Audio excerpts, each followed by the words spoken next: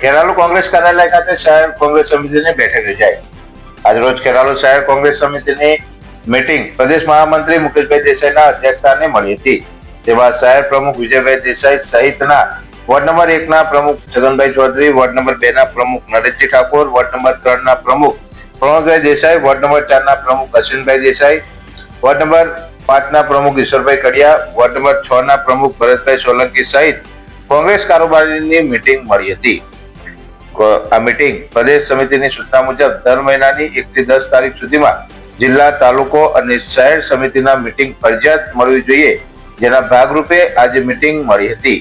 જેમાં આવનાર 21/3/2026 સુધીમાં વોર્ડ સમિતિની કારોબારી વોર્ડમાં જઈને બનાવવાની, જેમાં 30% મહિલા ફરજિયાત સામેલ કરવાની રહેશે તેવો નિર્ણય લેવામાં આવ્યો હતો.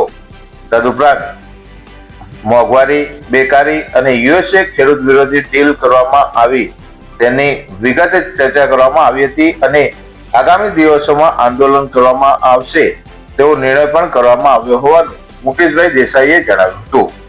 રિપોર્ટ રાષ્ટ્ર વિચાર ગુજરાતી ન્યૂઝ. અહેવાલ મનોજસિંહ ઠાકોર, ખેરાલુ.